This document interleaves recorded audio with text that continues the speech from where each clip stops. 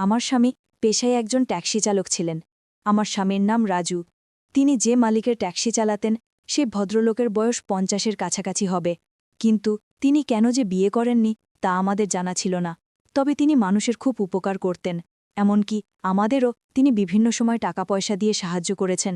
আমার স্বামী তো চৌধুরী সাহেবকে তার জীবনের সবকিছু ভাবতেন। মনে মনে তাকে ঈশ্বরের আসনে বসিয়েছিলেন, কারণ তার মতে চৌধুরী সাহেব না থাকলে হয়তো তাকে ভিক্ষা করে জীবন কাটাতে হতো। এই কথাগুলো আমি বিয়ের পরেই আমার স্বামীর মুখে শুনেছিলাম। আমার নাম ঋতু। আমি দেখতে বেশ সুন্দরী ছিলাম। আমার স্বামী আমাকে খুব ভালোবাসতেন এবং সবসময় আমাকে হাসিখুশি রাখার জন্য তার চেষ্টার কোনো কমতি ছিল না। একদিন আমার স্বামীর মালিক চৌধুরী সাহেব আমাদের দুজনকে রাতে তার বাড়িতে শাহী ভোজের জন্য আমন্ত্রণ জানালেন। বলতে গেলে সেই রাতে শুধু আমি আর আমার স্বামীই আমন্ত্রিত ছিলাম। আমরা তো খুব আনন্দের সঙ্গেই সেদিন রাতে মালিকের বাড়িতে খেতে গিয়েছিলাম। সেখানে গিয়ে এত খাবারের আয়োজন দেখে আমি বিশ্বাসই করতে পারছিলাম না যে আমাদের ভাগ্যেও কখনো এত সুখ আসতে পারে। মালিক আমাদের সঙ্গে বসেই রাতের খাবার খেলেন, কিন্তু খাবার খেতে খেতেই হঠাৎ করে আমার স্বামী জ্ঞান হারিয়ে ফেলেন। আমার স্বামীর অজ্ঞান হয়ে যাওয়ার পর সেই রাতে মালিক আমার সঙ্গে জোর করে, আমার স্বামী একজন সাধারণ ট্যাক্সি চালক হলেও তিনি দেখতে খুবই সুদর্শন ছিলেন, আর আমিও দেখতে কোনো অংশে কম ছিলাম না। আমার গায়ের রং ছিল দুধে আলতা। গরিব পরিবারে জন্ম হলেও আমি ছিলাম অপরূপ সুন্দরী। আমাদের বিয়ের পর আমার স্বামীর জীবনে অনেক উন্নতি হতে শুরু করেছিল। বিয়ের পর থেকেই স্বামীর মুখে মালিকের অনেক প্রশংসা শুনতাম। তিনি বলতেন মালিক নাকি সব গরিব দুঃখী মানুষকে অকাতরে সাহায্য করেন।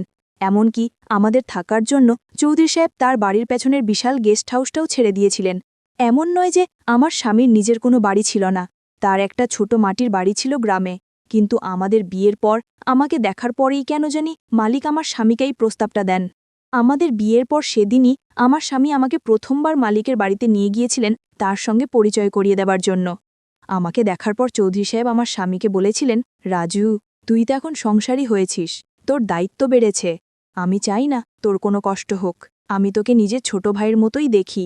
তাই আজ থেকে তুই তোর স্ত্রীকে নিয়ে আমার বাড়ির পেছনে গেস্ট হাউসে থাকবি। ওটা তো খালিই পড়ে আছে।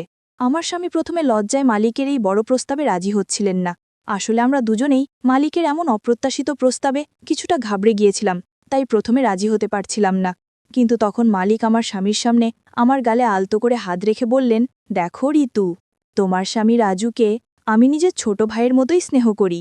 আমি কি তোমাদের জন্য এইটুকুও করতে পারি না? তোমরাই তো আমার সব। আর শোনো ঋতু, তোমার যদি কোনো রকম অসুবিধা হয় তুমি নিঃসংকোচে আমাকে জানাবে। আর রাজু যদি তোমাকে কখনো কোনো কষ্ট দেয় তাহলে আমাকে এসে বলবে, আমি ওকে ঠিক শুধরে দেব। মালিকের এই আন্তরিক কথা শুনে আমরা তিনজনে একসঙ্গে হেসে উঠেছিলাম। তখন আমি মালিককে বলেছিলাম, চৌধুরী সাহেব, এই জন্যই তো আমার স্বামী আপনাকে এত শ্রদ্ধা করে এবং এত সুনাম করে। আজ আমি নিজের চোখেই তার কারণ দেখতে পেলাম। আমার কথা শুনে আমার স্বামী আমাকে বললেন, রিনা, মালিকের পায়ে হাত দিয়ে প্রণামটা তো করো।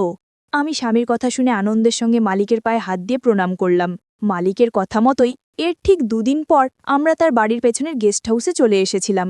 আমি আর আমার স্বামী দুজনেই গ্রাম থেকে শহরে এসেছিলাম, তাই শহরে এসে চৌধুরী সাহেবের এত বড় গেস্ট হাউস দেখে আমার সবকিছুই স্বপ্নের মতো মনে হচ্ছিল। কারণ ছোটবেলা থেকে তো মাটির বাড়িতে থেকেই বড় হয়েছি এবং অনেক অভাব অনটন দেখেছি। তাই স্বামীর সঙ্গে মালিকের গেস্ট হাউসে এসে আমি অত্যন্ত খুশি ছিলাম। মালিকের বাড়িতে আসার পর আমার স্বামী আমাকে ভালোবেসে বলেছিলেন, দেখলে তো রিনা, আমি তোমাকে বলেছিলাম না যে বিয়ের পর আমি তোমাকে রানীর মতো করে রাখব। আর দেখো, আজ মালিকের দয়ায় আমরা কত বড় একটা বাড়িতে থাকার সুযোগ পেয়েছি। কিন্তু আমরা স্বপ্নেও ভাবতে পারিনি যে মালিকের এই সাহায্যের পেছনে অন্য কোনো উদ্দেশ্য ছিল। তার ভেতরের খারাপ উদ্দেশ্যটা আমরা প্রথমে বুঝতে পারিনি। আমরা দুজন তো মালিককে একজন দয়ালু এবং মহৎ মানুষ মনে করতাম, কিন্তু তিনি যে আড়ালে অনেক নোংরা কাজ করতেন সেটা আমি অনেক পরে জানতে পেরেছিলাম। সেদিন আমরা দুজনে মিলে ভালো মন্দ রান্না করে একসঙ্গে খেলাম এবং খুব আনন্দ করলাম। এমনকি রাতে নিজে মালিক আমাদের সঙ্গে দেখা করতে এসেছিলেন। তিনি আমার মাথায় হাত বুলিয়ে জিজ্ঞেস করলেন আমাদের আর কিছুর প্রয়োজন আছে কিনা। তখন আমি মালিককে বললাম, মালিক, আমাদের আর কিছুই লাগবে না, আমরা প্রয়োজনের থেকেও অনেক বেশি পেয়েছি। আপনার এই দয়া আমরা কোনোদিন ভুলতে পারবো না। তারপর রাতে যখন আমরা খাওয়া দাওয়া শেষ করে ওপরের ঘরে ঘুমোতে গেলাম তখন হঠাৎ রাত 2টা নাগাদ মালিকের মূল বাড়ি থেকে একটা মেয়ের চিৎকার শুনতে পেলাম। কিন্তু বুঝতে পারছিলাম না এত রাতে কোনো মেয়ে মালিকের ঘরের ভেতরে কেন কাঁদছে, কারণ মালিকের বাড়িতে তো কেবল কাজের লোকেরাই ছিল এবং তার তো কোনো স্ত্রী ছিল না। তাহলে এত রাতে মালিকের ঘর থেকে কোনো মেয়ের কান্নার আওয়াজ কেন আসবে? মেয়েটির কান্নার আওয়াজ শুনে আমি আমার স্বামীকে জাগিয়ে বললাম যে মালিকের ঘর থেকে একটা মেয়ের কান্নার আওয়াজ আসছে। আমার স্বামী তখন বললেন, তোমাকে ওসব নিয়ে ভাবতে হবে না, তুমি চুপচাপ ঘুমিয়ে পড়ো, ওদিকে মন দেবার কোনো দরকার নেই। স্বামীর কথা শুনে আর কিছু বলার ছিল না, তাই তার সঙ্গে আর তর্ক না করে আমি চুপচাপ শুয়ে পড়লাম। কিন্তু যতক্ষণ ওই মেয়েটির কান্নার আওয়াজ আমার কানে আসছিল ততক্ষণ আমি ঘুমোতে পারিনি। প্রায় আধ ঘন্টা পর মেয়েটির কান্নার আওয়াজ থেমে গেল। আমি কিছুই বুঝতে পারছিলাম না যে মালিকের বাড়ির ভেতরে আসলে কি হচ্ছে। সেদিন সারারাত এই কথাগুলো ভাবতে ভাবতেই কেটে গেল। আমি এক মুহূর্তের জন্য ঘুমোতে পারিনি। এইভাবে প্রত্যেক রাতেই আমি মেয়েদের কান্নার আওয়াজ শুনতে পেতাম, আর আমার স্বামীকে যখনই এই বিষয়ে কিছু বলতাম সে আমার কথার কোনো গুরুত্ব না দিয়ে ঘুমিয়ে পড়ত। এইভাবে কিছুদিন চলার পর সেদিন রাতেও যখন আমি মালিকের ঘর থেকে একটি মেয়ের কান্নার আওয়াজ শুনতে পেলাম, তখন আমি আর থাকতে না পেরে বিছানা থেকে উঠে নিজের ঘর থেকে বেরোতে যাচ্ছিলাম। ঠিক তখনই আমার স্বামী তার বিছানা থেকে উঠে আমার হাত ধরে আটকালো আর বলল, এত রাতে তুমি কোথায় যাচ্ছ? আমি তখন স্বামীর ওপর রেগে গিয়ে বললাম, আজ আমি মালিকের ঘরের ভেতরে গিয়ে দেখে আসব যে কে কাঁদছে এবং কেন কাঁদছে, কারণ আমি প্রত্যেক রাতে মেয়েদের কান্নার আওয়াজ শুনি, আর সেই কান্নার শব্দে আমার সারারাত ঘুম আসে না। আমার স্বামী তখন আমার হাত ধরে বলল, রিনা, আমি তোমাকে কতবার বলেছি এসব ব্যাপারে বা এসব ঝামেলার মধ্যে পড়তে যেও না। আমি তখন স্বামীকে জিজ্ঞেস করলাম, তার মানে তুমি সবকিছুই জানো? তুমি জানো যে প্রত্যেক রাতে মালিকের ঘর থেকে মেয়েদের কান্নার আওয়াজ আসে এবং কেন আসে? মালিকের ঘর থেকে মেয়েদের কান্নার আওয়াজ কেন আসে তা আমি বলতে পারবো না, কিন্তু আমি অনেক আগেই পাড়ার কিছু মেয়েকে মালিকের ঘরের ভেতরে যেতে দেখেছি। আমি জানি না তারা মাঝরাতে মালিকের ঘরের ভেতরে কেন যায়। এই ব্যাপারে আমি কোনোদিন মালিককে কিছু জিজ্ঞেসও করিনি, কারণ আমার সাহস হয়নি, আর আমি এসব ঝামেলার মধ্যে থাকতেও চাই না। মালিক রোজই আমাদের সঙ্গে দেখা করতে আসতেন। এইভাবে প্রায় 7 দিন কেটে যাবার পর সেদিন দুপুরে যখন মালিক আমার সঙ্গে দেখা করতে এসেছিলেন, তখন আমি আর থাকতে না পেরে তাকে জিজ্ঞেসই করেই ফেললাম, মালিক, আমি কিন্তু প্রত্যেক রাতে আপনার ঘরের ভেতর থেকে মেয়েদের কান্নার আওয়াজ শুনতে পাই। মালিক তখন আমার দিকে তাকিয়ে একটা রহস্যময় হাসি হেসে আমার কাছে এগিয়ে এসে আমার মাথায় হাত বুলিয়ে বললেন, এইটা তোমার মনের ভুল রিনা, আমার ঘর থেকে কেন কোনো মেয়ের কান্নার আওয়াজ আসবে? এই কথা বলে মালিক আর বিশেষ কিছু না বলে আমার ঘর থেকে বেরিয়ে চলে গেলেন।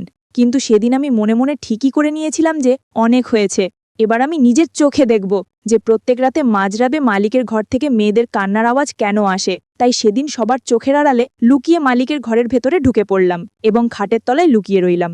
তারপর মাঝরাতে আমি নিজের চোখে যা দেখলাম তাতে আমার পায়ের তলার মাটিটাই যেন সরে গেল। আসলে মাঝরাতে একজন লোক তার স্ত্রীকে মালিকের ঘরের ভেতরে রেখে গেল।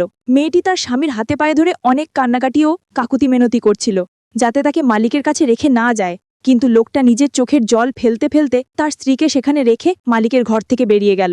কিছুক্ষণ পরে মালিক ঘরের ভেতরে এলেন। আমি খাটের তলা থেকে সবকিছু লুকিয়ে দেখছিলাম। মালিক যখন ঘরের ভেতরে এলেন তখন মেয়েটি তার পায়ে ধরে কান্নাকাটি শুরু করে দিল এবং বলল, মালিক, দয়া করে আমার সর্বনাশ করবেন না, আমাকে যেতে দিন। তখন মালিক মেয়েটির দিকে এগিয়ে গিয়ে বললেন, বেশি নাটক করতে হবে না তোর, আমি তোর স্বামীর কাছ থেকে 1,00,000 টাকা ধার নিয়েছিলাম, আর 1 বছর হয়ে গেলেও সেটা এখনো শোধ করতে পারেনি। আমি তাকে 6 মাসের সময় দিয়েছিলাম, তাই এখন বেশি নাটক না করে আমার কথা শোন। এরপর মালিক যখন মেয়েটির হাত ধরে নিজের দিকে টানছিলেন তখন মেয়েটি অনেক জোরে জোরে কাঁদতে কাঁদতে মালিকের কাছে মিনতি করছিল, কিন্তু মালিক তার কোনো কথাতেই কান দিলেন না। সেদিন আমি মালিকের আসল রূপটা দেখেছিলাম। আসলে তিনি গরিবদের টাকা দিয়ে সাহায্য করার নামে তাদের স্ত্রী ও মেয়েদের উপর নিজের নোংরা ইচ্ছা পূরণ করতেন, যে সত্যিটা আমি বা আমার স্বামী কেউই জানতাম না। মালিক যখন মেয়েটিকে জোর করে নিয়ে যাচ্ছিলেন তখন আমি আর সহ্য না করতে পেরে বিছানার নিচ থেকে বেরিয়ে এসে মালিকের সামনে দাঁড়িয়ে পড়লাম। মালিক আমাকে দেখে চমকে গিয়ে মেয়েটির হাত ছেড়ে দিলেন, আর সেই সুযোগে মেয়েটি সেখান থেকে পালিয়ে গেল। তারপর আমি মালিককে বললাম, ছি, আমি তো আপনাকে একজন ভালো মানুষ মনে করতাম, কিন্তু আপনি এতটা নোংরা এবং নিচু মনের মানুষ আমি স্বপ্নেও ভাবতে পারিনি। আপনি গরিব মানুষদের সাহায্য করার নামে তাদের স্ত্রী ও মেয়েদের সঙ্গে এই ধরনের ঘৃণ্য আচরণ করেন। মালিক তখন হঠাৎ করে আমার হাত চেপে ধরে আমার চোখের দিকে তাকিয়ে বলল, রিনা, আমি তোমাকে অনেক ভালোবাসি। যেদিন থেকে তোমাকে দেখেছি সেদিন থেকে আমি তোমার জন্য পাগল হয়ে গেছি। আমি সারাদিন শুধু তোমার কথাই ভাবি। তুমি ওই চালক বিপ্লবকে ছেড়ে দিয়ে আমার কাছে চলে এসো। আমি তোমাকে রানীর মতো করে রাখব। আমি তোমার ছাড়া থাকতে পারছি না। আমি তোমাকে কাছে পেতে চাই। মালিকের মুখ থেকে এসব নোংরা কথা শুনে আমার মাথায় যেন আকাশ ভেঙে পড়ল। আমি তখন রেগে গিয়ে আমার হাতটা মালিকের হাত থেকে এক ঝটকায় ছাড়িয়ে নিয়ে বললাম, আমার স্বামী যেমন আপনাকে বড় ভাইয়ের মতন মনে করত আমিও ঠিক সেই রকমই শ্রদ্ধা করতাম, কিন্তু আপনার মনে আমার প্রতি এত নোংরা চিন্তাভাবনা ছিল সেটা আমি ভাবতেও পারিনি। আর একটা কথা শুনে রাখুন, আমার স্বামী একজন সাধারণ চালক হলেও তিনি একজন সৎ মানুষ। তিনি আমাকে অনেক ভালোবাসেন এবং আমাকে রানীর মতনই রেখেছেন। আপনার ব্যাপারে সবকিছু জানার পর আমি আর এক মুহূর্তও এখানে থাকতে চাই না। আমি কাল সকালেই আমার স্বামীর সঙ্গে আমাদের গ্রামের বাড়িতে চলে যাব। দরকার নেই আমার আপনার মতন মানুষের সাহায্য বা টাকা পয়সার। এই কথা বলে যখন আমি ঘর থেকে বেরিয়ে যেতে যাচ্ছিলাম তখন মালিক আমার হাত ধরে বললেন, তুমি আমাকে কোথাও যেতে দেবে না, তুমি শুধু আমার। আমি যখন মালিককে আমার হাত ছেড়ে দিতে বললাম তখন তিনি বললেন, তুমি যখন আমার ব্যাপারে সবকিছু জেনেই গেছো তাহলে এটাও জেনে রাখো যে আমি যেদিন প্রথম তোমাকে দেখেছিলাম সেদিনই মনে মনে ঠিক করে নিয়েছিলাম যে তোমাকে আমি নিজের করে পাবই। মালিক যখন আমার হাত ছাড়ছিলেন না ঠিক তখনই আমার স্বামী অন্য দরজা দিয়ে ভেতরে এসে মালিকের হাতটা আমার হাত থেকে জোর করে ছাড়িয়ে দিলেন এবং বললেন, আমি আপনাকে বিশ্বাস করে অনেক বড় ভুল করেছি, আর আপনি যদি আমাদেরকে এখান থেকে যেতে না দেন তাহলে আপনিও কিন্তু অনেক বড় ভুল করবেন, কারণ আমি অনেক আগেই পুলিশকে ফোন করে দিয়েছি। পুলিশের কথা শুনে ভয় পেয়ে আমার হাতটা ছেড়ে দিয়ে আমার স্বামীকে বললেন, তোকে আমি 50 লক্ষ টাকা দেব যদি তুই তোর স্ত্রীকে আমার কাছে রেখে যাস। আমার স্বামী তখন মালিকের দিকে তাকিয়ে মুচকি হেসে বললেন, মালিক 50 লক্ষ কেন, 10 কোটি টাকা দিয়েও সত্যিকারের ভালোবাসা কখনো কেনা যায় না, তাই আমাকে টাকার লোভ দেখে কোনো লাভ নেই।